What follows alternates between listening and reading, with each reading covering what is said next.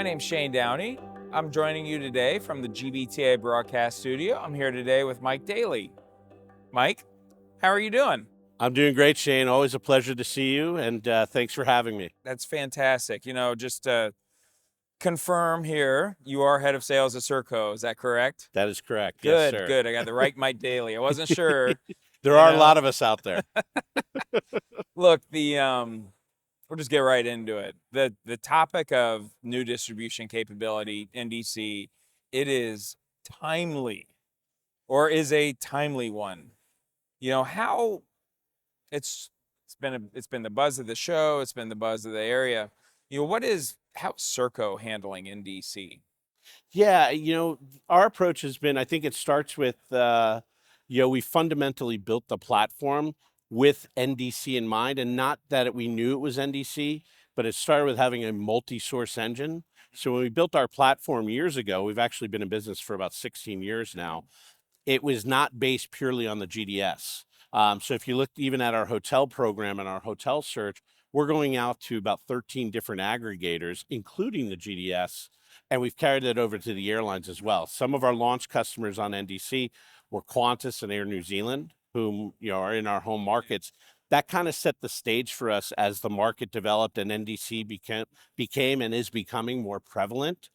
So here in the Americas, we focused on, when we entered the marketplace a few years ago, ATPCO's NDC exchange. Now, it's not really being used right now, but it gave us the foundation with companies like Air Canada and Southwest to enter the market with the NDC frame of mind. Now we're working with Travel Fusion. We're doing the work with let's call it the Edifact channel, working with all the GDSs. And who knows, I think there's probably more to come, and there's probably going to be more solutions in the future. But I think it begins with having that foundation, having that plumbing to accommodate multiple sources, regardless of what those sources may be. Right. No, it makes sense. Yeah. So, to switch gears completely, tell me about what you've been doing in the non-employee travel space. Yeah, absolutely. So, some folks call it guest travel, non-travel. We kind of stumbled on an opportunity there. So we have both a travel and an expense solution. We've done a lot of work historically with energy companies, oil and gas, and helping them do contractor and engineer movements of non-employees. So we had some robust functionality on the travel and expense side already. When PANA was acquired by Coupa during the pandemic, and then subsequently sunset their non-employee travel solution, several of their larger customers approached us and said, hey, we know that you have some robust functionality. Can you do the following? So we've started off by helping a lot of tech companies and biopharma companies with their recruiting efforts, where it's become a differentiator in the war for talent. So as an example, if you're an engineer coming out of school and you go to Silicon Valley, you interview with company A, and you get to book your own travel. It's a great experience, and you get reimbursed in a matter of days after your interview.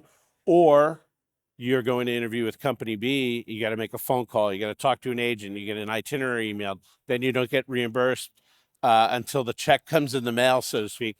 It's a differentiator in that. So we focused on recruiting. We're helping a lot of large companies with that today, because I think it's like 10 to 15% of a company's spend is on non-employee travel, and there's no viable solutions out there to help.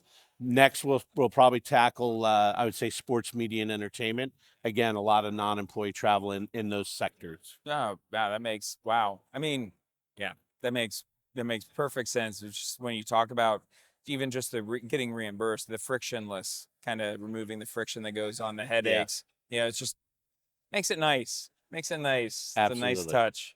So, also, the other topic that we've been hearing quite a lot about is sustainability. It's on everybody's mind. Rail is becoming more important to travel programs. What is your approach to this? Yeah. So, I mean, if you've listened to me talk over the years about omni-channel, I'm not necessarily a fan. I think if you're working for a company and they're paying for your travel, that you should book within the channel. However, I will change my tune when it comes to rail, based on my experience in building direct connections with rail carriers in the United States. I'm sure you all know who that is. And then kind of the market changing and that connection becoming obsolete. Costs a lot of money to build those connections. And sometimes, the market changes and it doesn't become feasible. So you have to think about it differently.